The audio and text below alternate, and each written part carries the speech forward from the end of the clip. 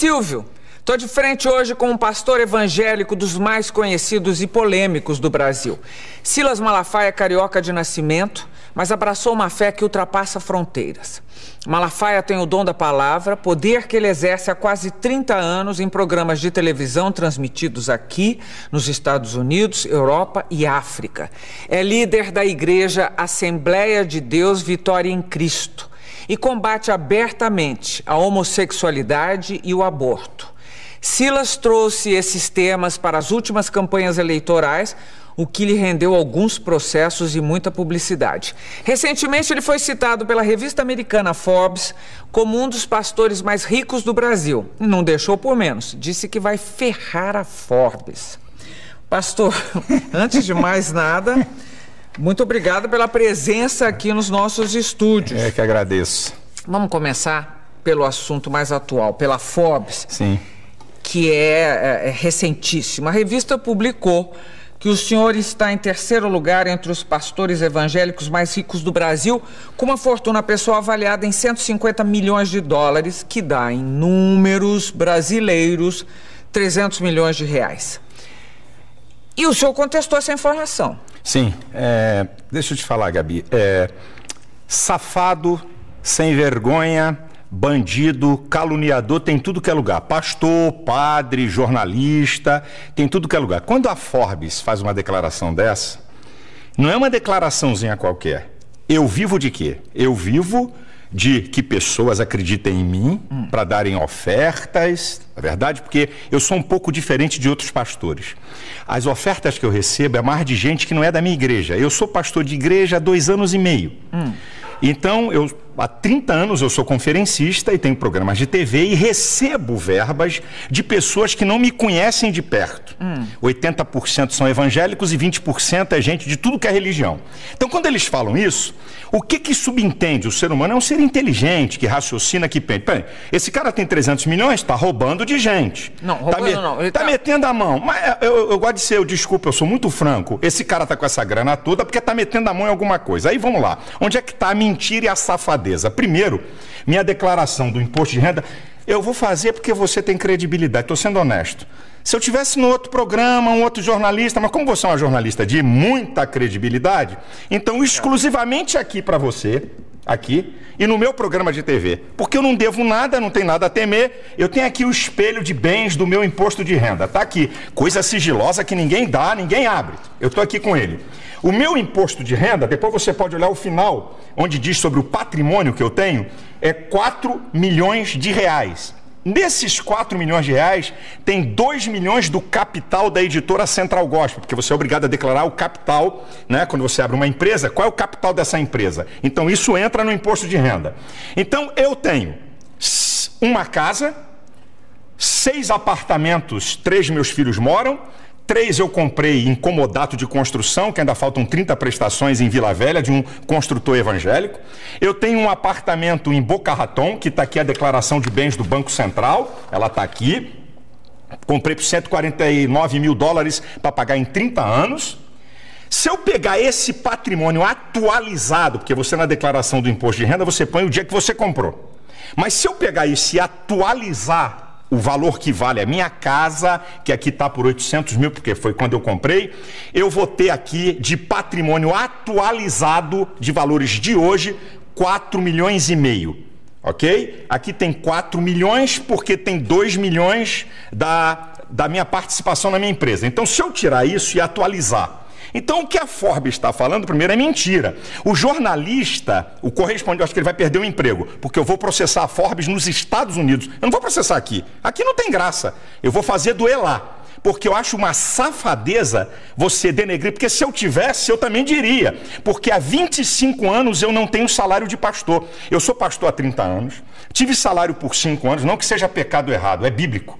A Bíblia fala até que o pastor tem que ganhar muito bem, pela Bíblia, que ele tem que ser muito bem tratado. Mas há 25 anos eu não tenho salário de pastor. Há 25 anos eu vivo de quê? Como conferencista, eu talvez seja o pastor que mais oferta ganho quando prego fora, porque estou na televisão, essa coisa toda, e da minha editora. Para você ter uma ideia, nos últimos 5 anos eu vendi mais de 1 milhão de livros meus por ano. Mais de 1 milhão. Eu sou o pastor que mais vendo livros, eu sou o pastor que mais vendo palestras em DVD e em CD. Então, eu não posso aceitar que uns caras venham dizer uma coisa com o objetivo, que esse é o objetivo, é colocar um bloqueio na sociedade, que tudo que é pastor, o que ele tem, ou foi roubado dos fiéis, que é um bando, desculpa a expressão, de otários, certo? Então, eu fiquei nervoso com esse negócio. Eu vou contestar um pouco. A revista Forbes é uma revista que trata basicamente de fortunas. Não é novo, é associado à religião, a todas as religiões, digamos, não estou isentando a católica, as religiões são associadas a fortunas. No caso da evangélica, associada ao dízimo pago pelos fiéis. E aí levanta-se a questão tem sempre esse mistério do dinheiro em torno da religião evangélica, que vem do dízimo, etc e tal, que sustenta as igrejas. Também vem com dízimo. Também, estou dizendo. Dízimo também. Não é obrigatório, mas tem. Verdade. Não é obrigatório. Sim. Agora, no caso, esse interesse por essas fortunas que aparecem nas pessoas associadas à religião, por que não seriam do interesse da Forbes? Ela trata de outras fortunas, ela trata de fortunas de muita gente.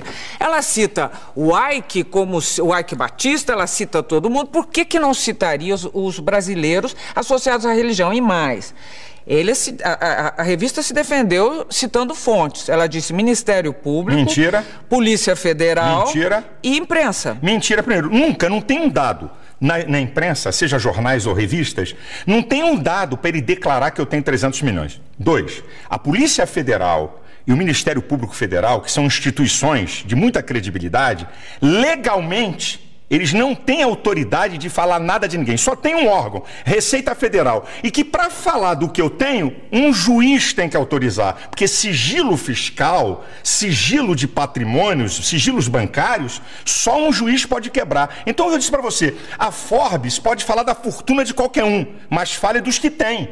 Quando ele diz que eu tenho 300 milhões de reais, o que a pessoa vai associar?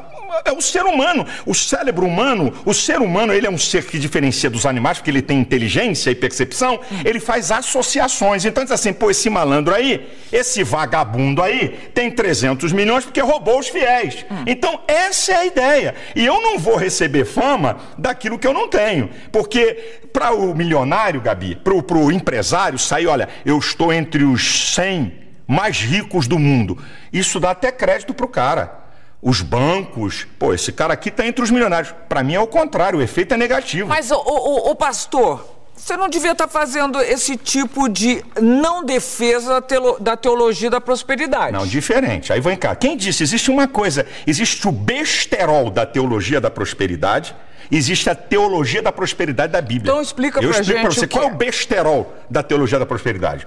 Olha, vem para Deus que você vai ficar rico, vem para Deus que se você tem um emprego você vai ser patrão, venha para Deus que você vai ter um monte de casa. Então isso é o besterol da teologia da prosperidade. Agora a prosperidade está em toda a Bíblia.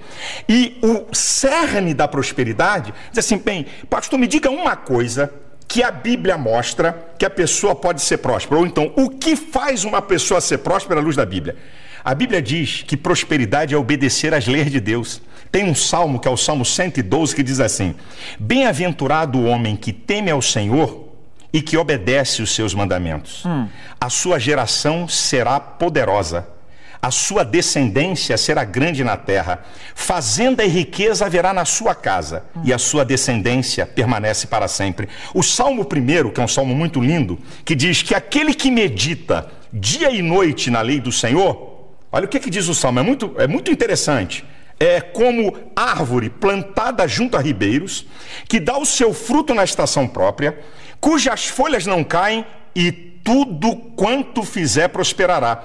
Eu sou a favor da prosperidade. Eu prego prosperidade, eu não prego besterol. Porque prosperidade não é só finanças.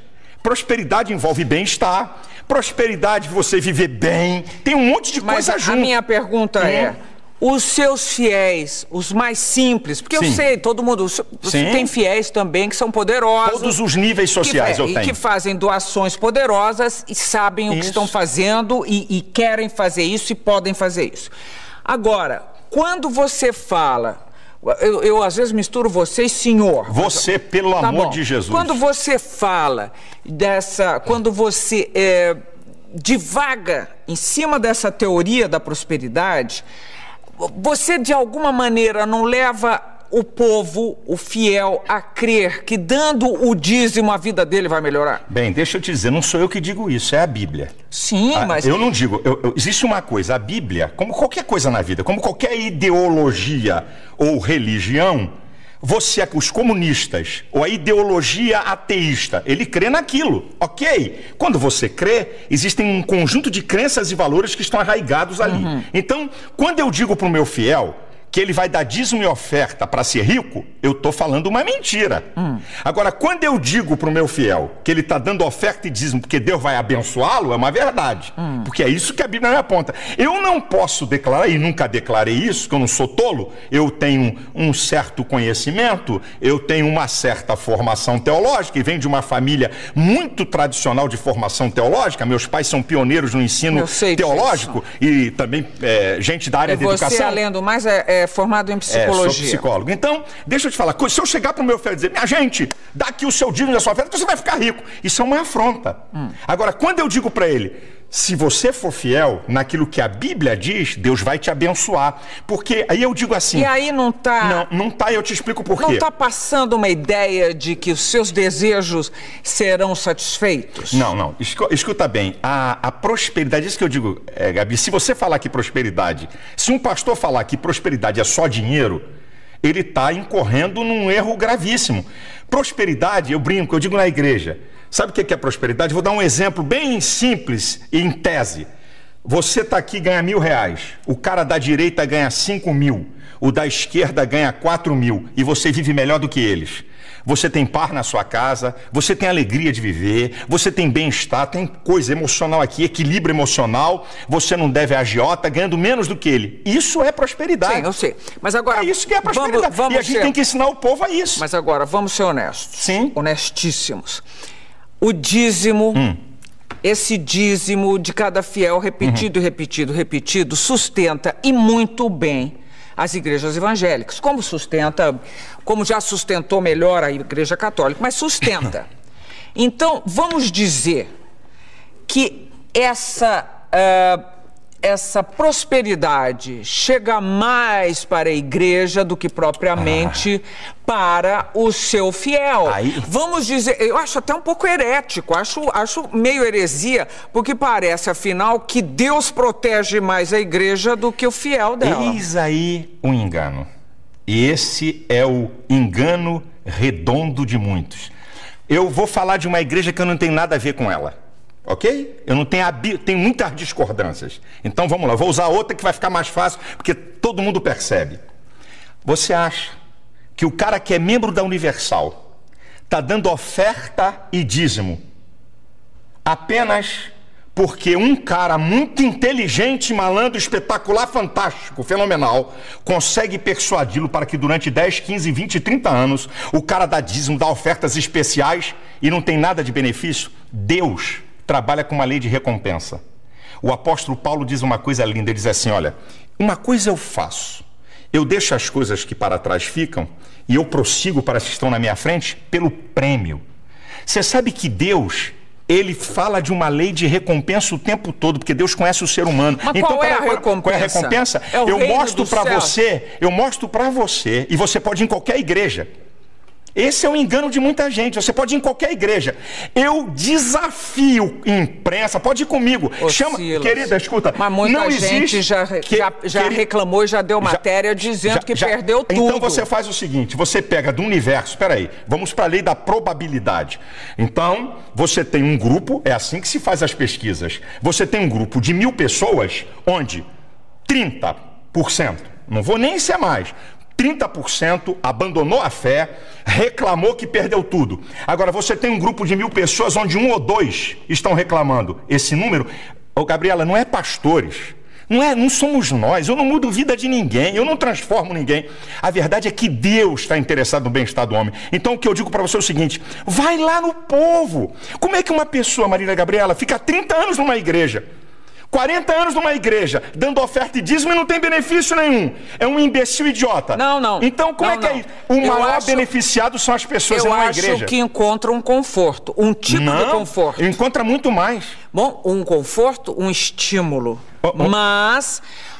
Gabriel, Silas, você falar que alguém não vai ficar numa igreja por uma pessoa, eu garanto pra você, quem está nos vendo aqui, está achando você muito mais interessante do que eu, porque existe uma capacidade de liderança, uma maneira de se expressar que faz um líder. Mas você não consegue segurar uma pessoa há 30, 40 anos dando dinheiro. Você até consegue isso para te seguir.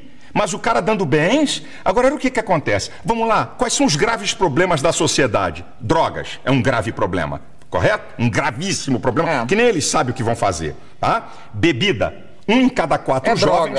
É droga, eu quis separar, né? Porque a bebida é uma droga diferenciada, né? Muito diferente, a gente pensa que é mais leve, que é legal. Então, você tem... as drogas não licenciadas, boa a tua ajuda, e tem a droga legal, problemas. Quais são os problemas? O desarranjo familiar.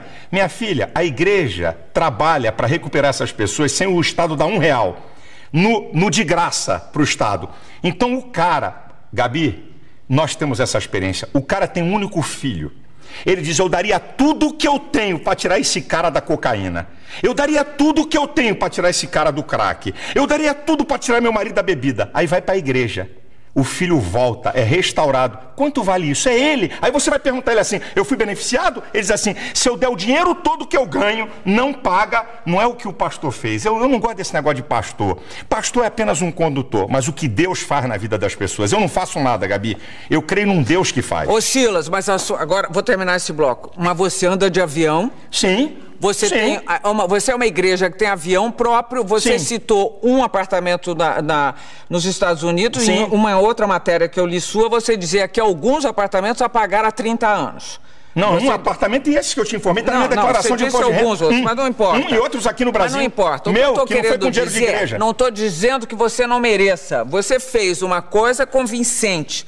Mas o que eu estou querendo dizer é se não é herético imaginar que você foi mais favorecido do que quem está esperando também. É porque você não conhece as ovelhas e os membros das igrejas, o que aconteceu na vida deles. Você não tem ideia disso. Vamos lá, estou chegando ao fim do primeiro bloco de frente com o pastor Silas Malafaia e a conversa está apenas começando. Eu já sabia que vinha bomba pela frente, ele é forte. Nós voltamos em seguida. Até já.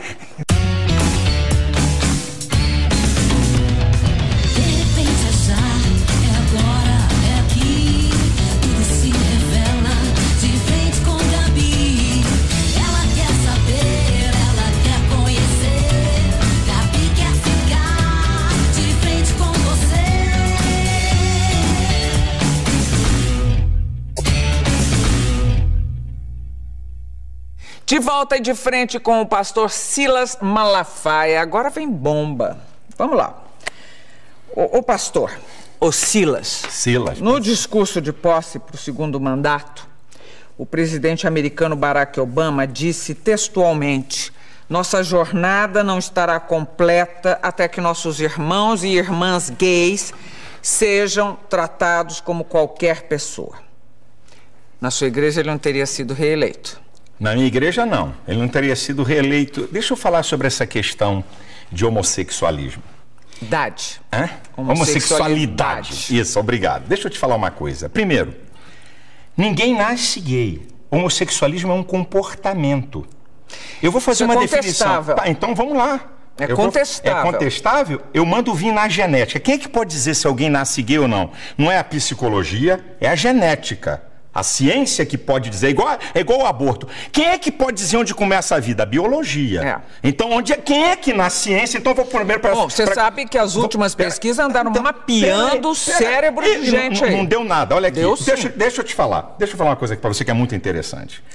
Ninguém nasce gay. Não existe ordem cromossômica homossexual. Não existe gene homossexual. Existe ordem cromossômica de macho e de fêmea. Então, vou fazer uma definição de homossexualismo. Um homem e uma mulher. Homossexualidade. Não, homossexualismo, a prática. Eu posso falar homossexualismo ou a homossexualidade. Não tem... Não, é que o homossexualismo caracteriza doença. Não, mas eu não vejo como doença. Eu não vejo como comportamento, nada de doença. Então, a homossexualidade. Um homem ou uma mulher por determinação genética e homossexual por preferência aprendida ou imposta. Agora vamos para a pesquisa. 46% dos homossexuais foram violados, violentados quando crianças ou adolescentes. Como é que alguém nasce? 46%. 54% escolheram ser. Então, primeiro, homossexualismo é comportamento. Então, vamos para a genética. Gêmeos iguais, estou falando de genética. Gêmeos iguais, isso é o mesmo embrião que se divide, tá? É chamado geneticamente iguais. É homozigóticos. São gêmeos iguais. Então, o que tinha que acontecer? Se um gêmeo é hétero, o outro teria que ser hétero. Se um gêmeo é homossexual, o outro teria que ser. Então, vamos lá.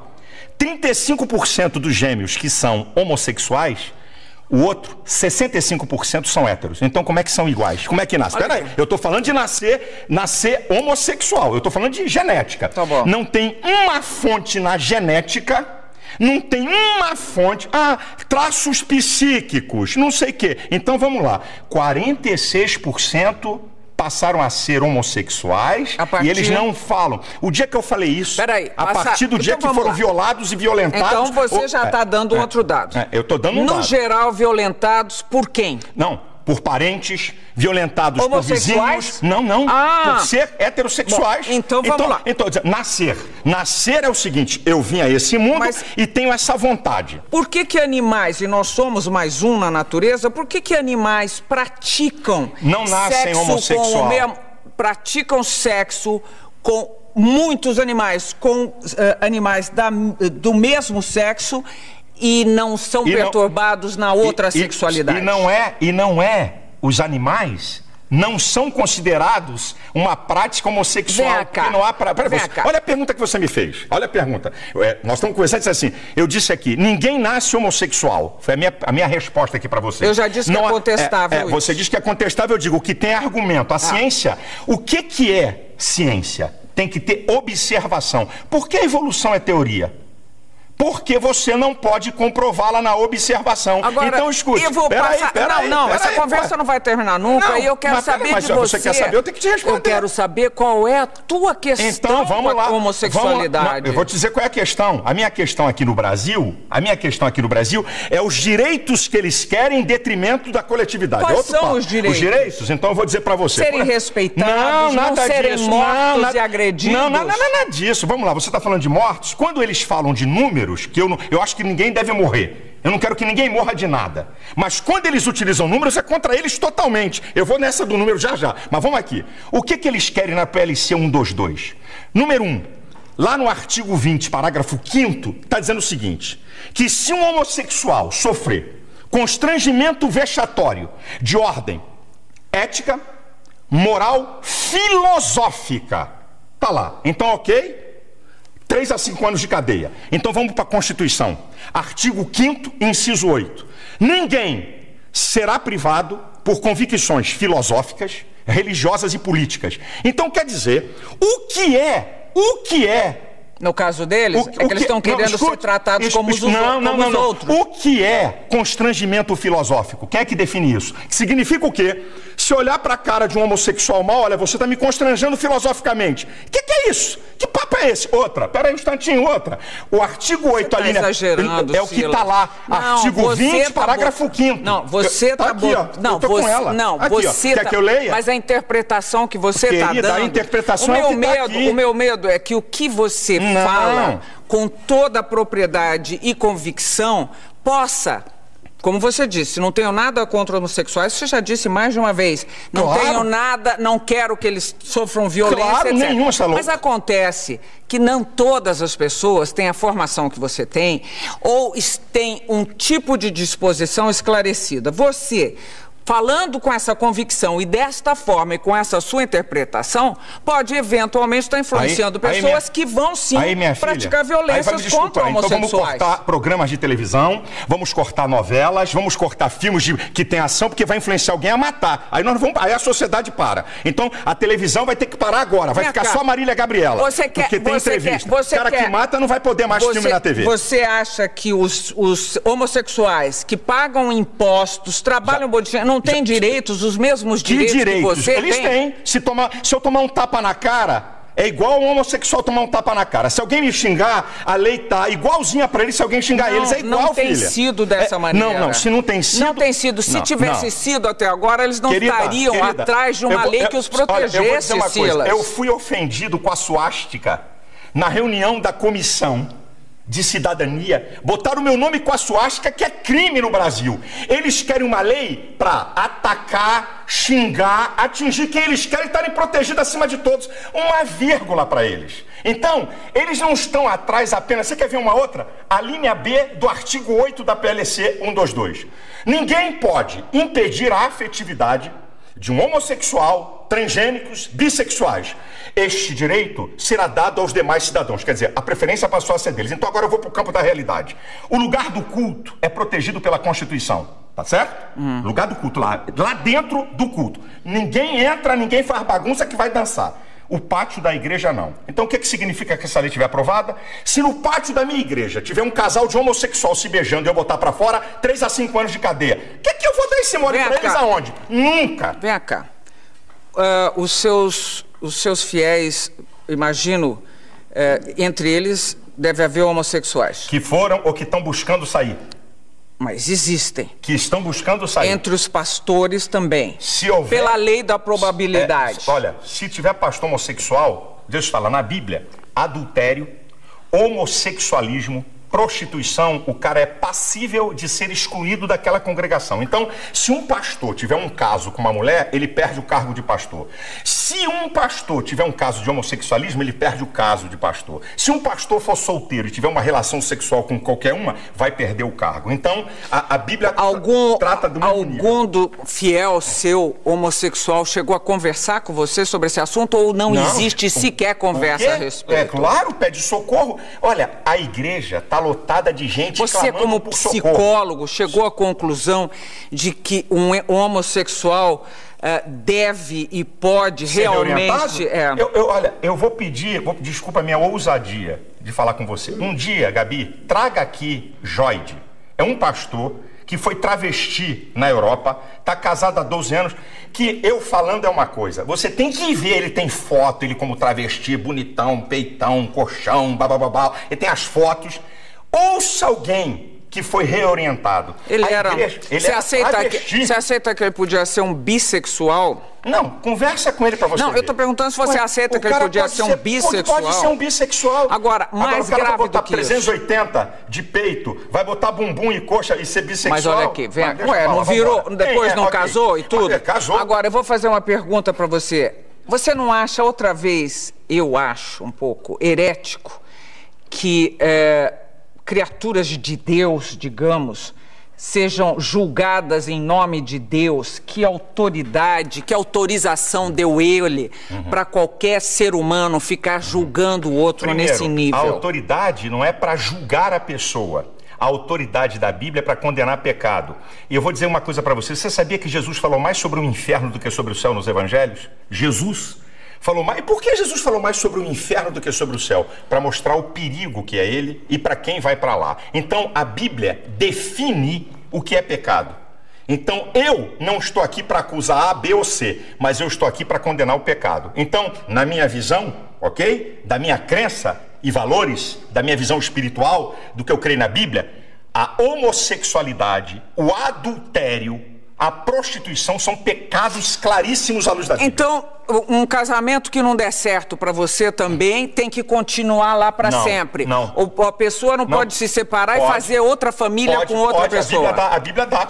Mas essa interpretação, essa interpretação é muito fortuita. Não. Quando você diz assim, eu estou aqui para defender a família. Tem vários divorciados. Mas quando você diz, eu estou aqui para defender a família, eu quero saber que família é essa, que conceito de família é esse, que desde a época de Cristo não foi revisto. Que conceito de família? Toda a história da civilização humana, toda a história, o que eu estou te falando é antropológico, sociológico e teológico. Toda a história da civilização humana está sustentada. Um homem, uma mulher e sua prole. Você está passando pela Grécia Antiga também. Filha, eu estou falando da história, é isso. Que tinha homossexuais, a história da humanidade é isso. É isso aqui. Na faculdade, eu acho uma Mas você sabe que tinha homossexuais sempre. Em todos os tempos, que desde que o homem, na época de Noé, quando Deus mandou o dilúvio, a depravação moral era de altíssimo grau. Deixa eu dizer uma coisa, Gabi. O que muda é a tecnologia. O homem é a mesma coisa, com suas loucuras, com seus desejos, é a mesma coisa. O que muda é a tecnologia. O ser humano é a mesma coisa. Então presta atenção, a Bíblia, eu estou falando de Bíblia do que eu creio. Eu estou falando daquilo que eu creio do que a Bíblia fala. A Bíblia é um livro para quem quer crer ou quem não quer crer, que é um direito de cada um. À medida que eu sigo aquele livro, certo? Que eu creio que é a palavra de Deus, porque é a única fonte de conhecimento filosófico, teológico, científico e vulgar. Não tem outro livro no mundo que tenha essas 4 fontes de conhecimento. Só a Bíblia, certo? Nenhuma verdade científica da Bíblia até hoje foi derrubada. Nenhuma delas. Então, quando uma pessoa, certo? Na igreja, uma pessoa... Estou falando da família. Vou voltar para a família. Então, a família nuclear... Na faculdade, é isso, tá aqui me lembrando o que eu estava falando. Na faculdade eu ouvi. Durante 5 anos, eu ouvi isso que eu vou te falar. A criança, quando nasce, o primeiro objeto de amor dela é a mãe. Ela faz ruptura dela com a mãe a partir da figura paterna. A partir da figura paterna, a criança faz diferenciação entre ela, a mãe e o mundo. Eu cansei de ouvir isso. Sabe de Freud, que tanto falam? Freud estudou o caso de uma paciente homossexual e descobriu que ela é homossexual pela relação dela com o pai. Manda rasgar o compêndio de Freud. Manda eles rasgarem. Tá lá, estudo de Freud. Ele reorientou a mulher e ela passou a ser heterossexual. Então vai dizer que não pode ser reorientado? Quem disse que todo mundo... Eu não tô aqui, Gabi, eu não tô aqui para impedir ninguém de ser homossexual. Eu não tô aqui para impedir ninguém de adulterar. Eu não tô aqui para impedir ninguém de se prostituir. Isso é problema de cada um. Olha, eu vou fazer vou propor um problema a você, que é contra, inclusive, o aborto, a legalização do aborto. Supondo que nasça uma criança e que a mãe dessa criança não vai poder criá-la. Um casal homossexual se dispõe a criar essa criatura, que senão vai ficar jogada à disposição do que seja, numa instituição que vai tratá-la mal. Você acha que ainda assim um casal homossexual não pode ter essa criança e fazer dela um belo cidadão, uma bela cidadã, e criar um ser humano digno, com todos os seus direitos, com toda a sua inteligência, com toda a sua com todo o seu amor e compaixão pelo outro? Primeiro, tem mais na fila casais héteros esperando criança? Não, eu não estou perguntando isso para você, eu estou perguntando conceitualmente. Eu estou falando das novas famílias. Eu não acredito que 2 homens possam criar uma criança perfeita no sentido total que você quer, como um ser. Eu não acredito, porque eu acredito que Deus fez homem e mulher, e esses seres é que se completam. E ó, tá na França, ninguém chamou de fundamentalista, hein? Silas, ninguém chamou de fundamentalista. As famílias eu não acredito mudaram. Querida, a sociedade como um todo mudou. Vamos ver daqui a 50, 60 anos o que vai acontecer. Mudou tudo, daqui a 50, 60 anos. Mas daqui a 50, 60 anos, o que é que pode acontecer? O que pode acontecer? Crianças que essa questão de adoção é agora nova, 10 anos, 12 anos, não tem mais do que 15 anos isso no mundo. Então, não adianta agora vir com fotografia de jornal e mostrar 2 caras com uma criança feliz.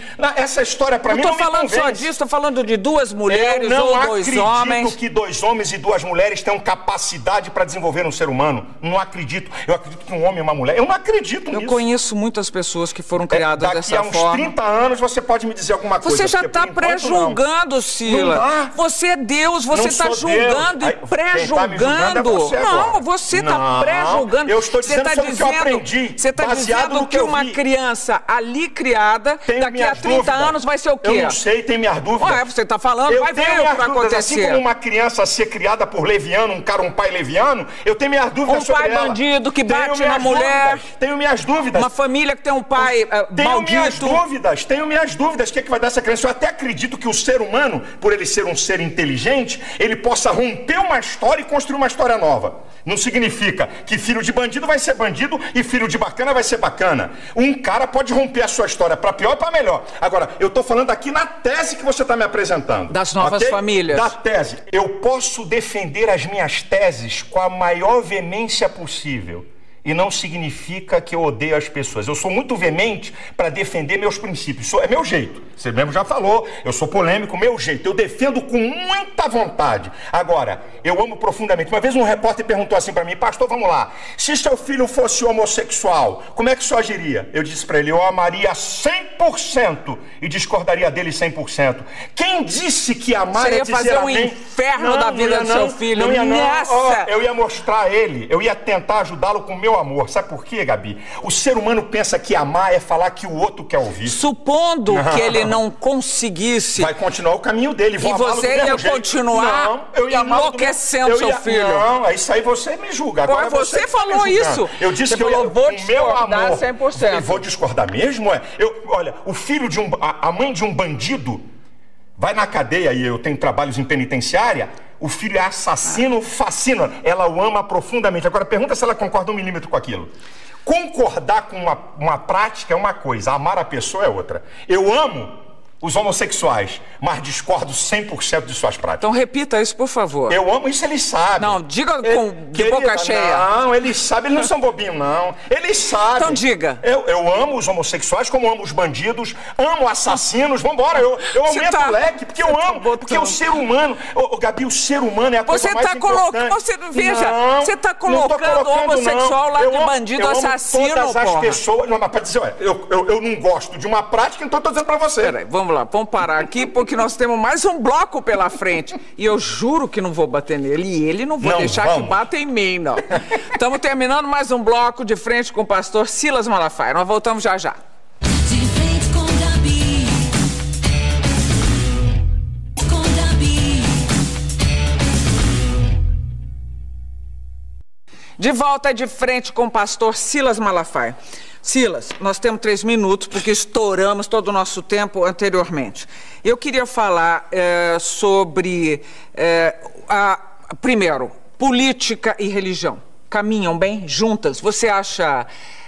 nós temos um Estado laico. Sim. Agora, os evangélicos É laico, têm... mas não é laicista. Vai daí é laico, que... mas não é laicista. Vai daí que... Vai daí que, assim como um ateísta pode, com as suas convicções, trafegar na política, eu também com as minhas convicções religiosas posso. O que eu não posso é querer fazer com que a minha religião seja dominante, entre pela goela das pessoas. Agora, eu como cidadão, porque o que você é e eu sou? Mas você não quer ser político, por exemplo? De jeito nenhum. Nunca serei. Mas quer influenciar na política? Com toda certeza. Não só na política, na sociedade. Olha, Silas, vamos falar agora. Eu li uma matéria recentemente sobre a formação de novos pastores. O catolicismo investe muito na orientação de padres, que leva, em média, 5 anos para se formar, né, um padre. Como é a formação na sua igreja? Na minha igreja, o pastor, né, para eu poder consagrar o camarada pastor, no mínimo, no baratinho, ele tem que ter um 2º grau, com um curso básico teológico, no mínimo. E o curso básico é o quê? É um curso 2 de anos? 2 anos, é um curso básico. E na igreja eu tenho um curso para prepará-lo, que também é um curso, não é de muito tempo, leva aí uns 4, 5 meses, para poder dizer para ele o que a igreja pensa, o que a gente é, como é que é. Isso é o seguinte, é uma caminhada para eu chegar, porque esse é o meu sonho, para eu chegar no nível... Agora ainda não dá, não cabe, não tenho como fazer isso, mas na minha igreja já vai chegar para o cara ser pastor, vai ter que ter um bacharelado de teologia para ele poder ser pastor. Biblicamente falando, o pastor ele tem que ser um vocacionado por Deus e ele tem que buscar se preparar para o exercício daquela vocação que ele deu. A minha igreja é uma igreja muito fincada na palavra, isso é, lá não tem blá blá blá de conversinha fiada, o cara tem que abrir a Bíblia e ensinar a Bíblia, então requer nele preparo e conhecimento e pesquisa. Agora, Silas, eu quero eu juro, nenhuma capciosidade na pergunta. Quero que você me responda honestamente, e estamos pensando amplo, estamos pensando de sobrevivência e tempos. Eu sei que é uma profissão hoje bem assalariada, esses meninos, você já disse que um pastor ganha de... 4 a 22 mil na minha igreja. E aí as igrejas têm se desmembrado e têm surgido novas igrejas. É um bom negócio? Não, como negócio não é bom. Vou te explicar por quê. Não é negócio. Porque as igrejas, Gabi, é o seguinte, tem gente enganada aí pra caramba. Quando alguém me vê ou quando alguém vê aí R.R. Soares, Valdemiro, Macedo, é igualzinho, tá vendo, o Cristiano Ronaldo no futebol. Existe uma meia dúzia de pastores de alto nível, de salário e tudo, mas a grande massa de pastores evangélicos no país não ganham mais do que 5 salários. É isso que muita gente está enganado. Existe, como em todo, por exemplo... Mas as igrejas são ricas, por exemplo, elas têm nem todas, sede em todo o país. Nem todas a as sua igrejas. tem A minha é uma quantas? igreja, a minha tem 120 igrejas, 70 são alugadas, 50 são próprias, 70 são propriedades alugadas. Eu sou um camarada visionário que quero fazer com que meu pastor desempenhe a sua função com dignidade. Eu não quero que ele fique preocupado com escola de filho, com comida em casa, para ele poder dar atenção àquela ovelha. Então, eu quero dar dignidade ao cara. Mas, Gabi, o que tem de pastor nesse país que ganha 1.000 conto, que ganha R$1.500, vocês não têm ideia. É porque a mídia, quando olha, é igual, com todo respeito, sem querer saber nada, é igual a você. Você é top como jornalista, mas tem um monte de jornalista aí, que não vou falar, que só Deus sabe quanto eles ganham. Mas eu estou dizendo, a perspectiva dos que começam a chegar a ser Silas Malafaia. Não é. Ele ganha 1.500, mas ele está lá. É uma perspectiva. Mas não é, porque para ele poder... Eu ainda não... Eu abdiquei do salário da minha igreja. Eu, pessoalmente, certo? A minha igreja é uma igreja que paga muito bem a pastor presidente. Então, ele sabe que para chegar num nível grande, ele vai ter que presidir uma organização. E aí é que está enganado. Se fosse fácil, todo mundo fazia. E não vai ser brincadeira ele presidir uma organização. Você alguma vez na vida passou pela Igreja Católica? Teve alguma passagem pela Igreja Católica? Não. O Papa representa alguma coisa para você? Não. É um líder de uma religião, apenas isso. Com respeito seu? Respeito porque é um líder de uma religião, eu tenho que respeitar. Agora, não reconhecemos ele como sucessor de Cristo, não reconhecemos esse reconhecimento, nós não damos a ele. Existe um sucessor de Cristo? O sucessor de Cristo são seus discípulos, que ele mandou a gente aqui na terra imitá-lo e pregar o que ele deixou. Não tem uma pessoa, ele não deixou esse cara aqui vai comandar. Não teve essa. E outra, se Pedro foi sucessor de Cristo, esqueceram de avisar eles que Pedro era casado, Jesus curou a sogra de Pedro. Devia de liberar eles para casarem. Mas vamos embora, é outra história. Outra história também que devia ter homossexual à beça naquela época. Podia ter, eu não tenho dúvida nenhuma disso. Então, terminando mais um bloco de frente com o pastor Silas Malafaia, nós voltamos daqui a pouquinho. Até já. De frente com Gabi. Gabi. De volta para a parte final de frente com o pastor Silas Malafaia. Esporte você praticou na vida ou não? Pereba jogando bola. Sou ruim de bola. Pereba? Pereba é ruim, é o cara ruim. ruim. Sempre joguei, gosto de futebol, mas sou ruim. Mas vamos ver lá agora. Bate-bola, jogo rápido, tá bom? Divórcio. Sou contra. Casamento. Sou a favor. E morar junto. Sou contra. Por quê? A não ser que seja casado, sou contra. Tudo que sai fora da legalidade do casamento, sou contra. Mas Você está me perguntando, eu estou respondendo, sou contra. judaísmo. É o antecessor do cristianismo. O judaísmo foi fundamental para chegar até o cristianismo. Por isso que nós ainda temos o Antigo Testamento na Bíblia. Islamismo. Eu acredito de um radicalismo muito horroroso para o que a gente chama de religião. Não tô falando de radicalismo não, né? Não, tô Na falando minha de- frente agora. eu tô Vou deixar falando de radicalismo, passar. que manda matar, Bom. que não aceita os outros. É isso que eu estou falando, para matar, não aceitar. Quem disse que a sociedade a gente aceita todo mundo? Bom, Ué, ok. quer dizer que ser bacana é aceitar todo mundo? É isso que é o bacana? É ter um olhar condescendente não, é para aceitar com o todo outro. É mundo? entender. Você que é psicólogo devia entender isso. Não vamos começar a brigar não é de assim, novo. Não, né? A vida não é assim, não. Parada gay, então. Diga pra mim. Parada gay é uma publicidade acerca de algo que eles estão mentindo o tempo todo e que a Folha de São Paulo fez a casa cair, sobre o número. Silas Malafaia por Silas Malafaia. Eu sou o seguinte, eu acho que de vez em quando eu sou chato, de vez em quando eu sou muito duro para questionar as coisas, assim, no embate eu podia muitas vezes... Não é aqui com você. Muitas vezes eu falo alto demais, quando eu estou num embate eu podia falar mais baixo. Minha esposa diz, Silas, diminui um pouco o volume. Minha esposa diz assim. Mas acho que eu sou um idealista, eu tenho ideais e eu não abro mão da família, que é a coisa mais... é a base de sustentáculo da sociedade. Aí eu vou dizer uma palavra espiritual, do mundo espiritual. O maior interessado em destruir a família é o diabo, porque quando ele destrói a família, ele desarruma toda a sociedade. Crack, cocaína, bebida, vai lá numa análise bem profunda se não tem uma participação dessa história da família. A família é uma coisa muito, muito importante. Olha aqui, obrigada pela entrevista. Deus te abençoe, viu? Meu desejo é que esse Deus que eu creio se revele cada vez mais a você e que as pessoas que estão nos assistindo, eu não conheço as pessoas, não sei o que está acontecendo com elas, mas eu, se você me permitir, eu quero liberar uma palavra. Talvez precisando de cura, talvez gente sem paz, talvez gente perturbada com as coisas da vida, que Deus se manifesta a você, trazendo paz, alegria e equilíbrio. Que o meu, que eu não sei se é o mesmo seu, te perdoe. Ah, ele me perdoa, porque eu sou pecador. Obrigada, Silas. A gente se vê aqui no próximo programa. Até lá.